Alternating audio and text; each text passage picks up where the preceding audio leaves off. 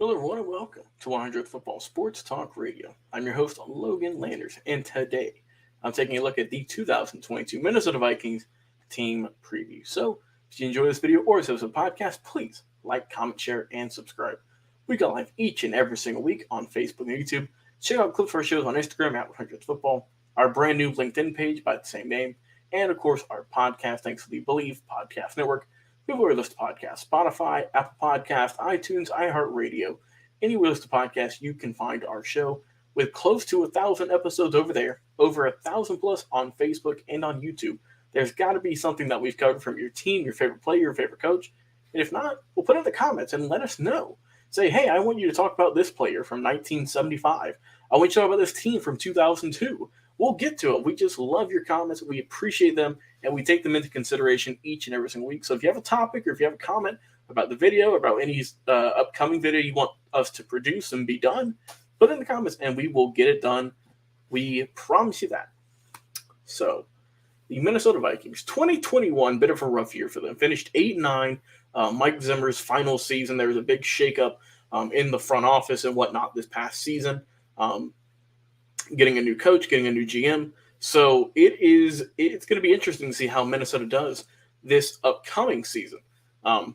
Coming into 2022, though, the Vikings are in a little bit of a difficult situation, just with a lot of turnover, a lot of new faces, and we're not too sure how they're going to do. I would think a slight improvement on last year, but we will talk about that in just a second. Let's talk about their schedule first, who they're going to face this upcoming season. So looking at the Vikings schedule here, at week 1, they go against the Green Bay Packers. Week 2, the Eagles, the Lions, the Saints, the Bears, the Dolphins. In week 6, a bye week in week 7. Week 8, the Cardinals. Week 9, the Commanders. Week 10, the Buffalo Bills. Week 11, the Cowboys. 12, the Patriots. Week 13, the Jets. Week 14, the Lions. Week 15, the Colts. Week 16, the Giants.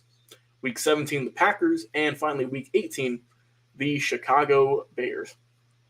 So like I said, it's a bit of – it's hard to tell for me personally how this team's going to do. But looking at the personnel, who's on the field this upcoming season, how they're going to do, I mean, first off, you got the quarterback, right? You have Kirk Cousins, who's been there for a few years now, doing his thing, the long-term veteran.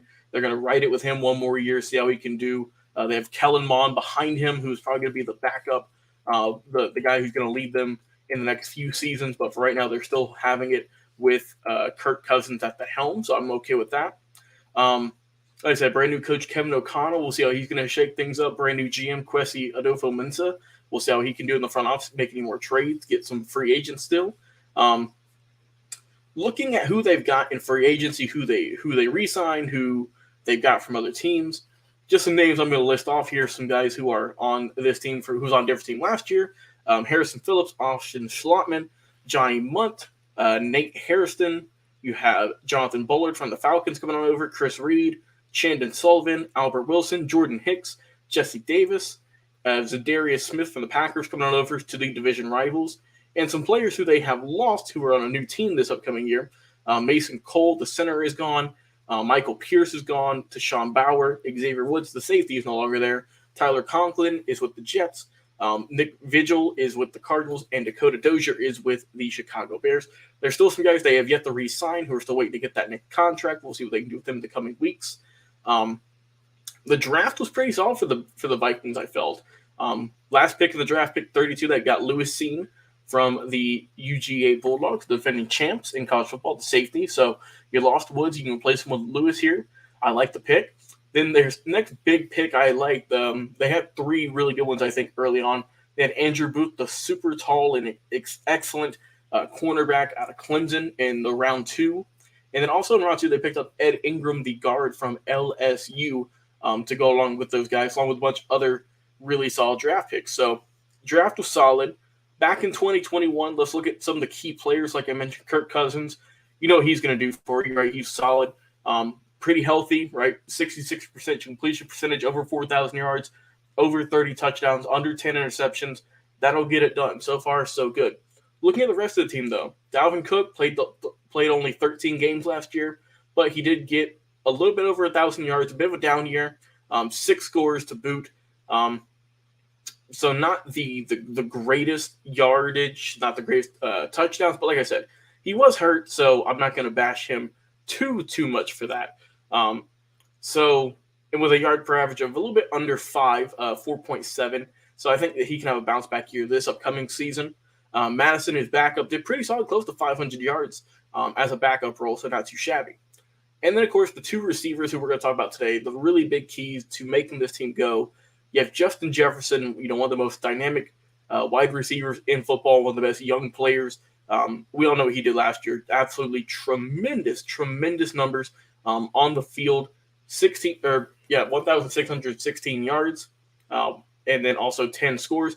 And then the number 2 guy, right, 1A, 1B, I'd like to say, you have Adam Thielen, who had 726 yards with 10 touchdowns as well. So those guys, along with KJ Osborne, right, a little bit sneaky too, 7 touchdowns last season, close to 700 yards as well, 655.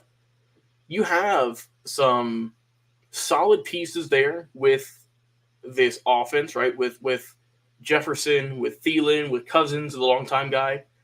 But I think that a big season from Dalvin Cook is going to help out, and how they can go and how they can produce against some of the smaller teams, the teams they're supposed to win against, the ones who are going to be a little tougher. Are they going to fight more? Because that's things last year, I just didn't see that fight in them. I think that just, Mike Zimmer, that just kind of ran its course, and you could kind of see it on the field. But I think the Vikings are lining up to have a pretty solid season so far in the NFC North. I still think they're going to finish, a little bit behind, but I do expect them to have a much better season than last year. I still think the Packers are going to take the division, but I think even though the Vikings did finish second in it last year with the Bears and the Lions having a rough year, I think they're going to improve on their 8-9 record that they had last year. I think they're going to do a little bit better. I can see them getting 10-plus wins this upcoming season. And also, too, the main thing with this team is the defense, which was supposed to be, we all know that Mike Zimmer was a defensive guy, defensive guru. The defense didn't play like it last year. So you have to come into this year, like I said, they drafted 2 guys on defense in their first 3 picks. You know that they are looking to get things going this upcoming season with their good linebacking core, with some solid defensive ends. So who is, how's like Daniil Hunter going to do? I know they haven't signed Everson Griffin. Are they going to get him back? How are they going to do? I think the secondary is going to improve a lot as well. The corners and the safeties, like I said, they've already improved those in the draft slots. So I'm expecting the Vikings to have a better year. I think maybe 10 wins, 10 a little bit more is in total for them. I still think you write out Kirk Cousins for as long as you can, honestly. I think he's still a solid quarterback.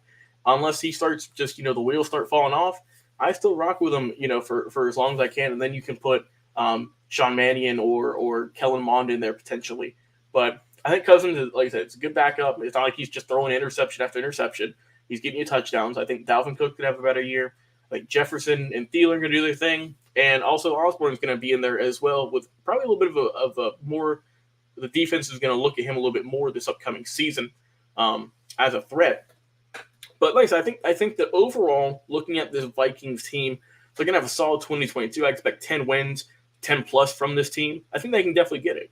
But please drop a comment. How do you think the Vikings will do this upcoming season? Like I said, we go live each and every single week on Facebook and YouTube. Check out clips of our shows on Instagram at 100football and our podcast on Spotify, Apple Podcast, iTunes, iHeartRadio, or wherever you listen to podcasts. We go live each and every single week. We have episodes out each and every single day. So go check us out and subscribe to notifications so you don't miss a single episode. Like I said, I've been your host, Logan Landers. You've been listening to and watching the 2022 Minnesota Vikings team preview.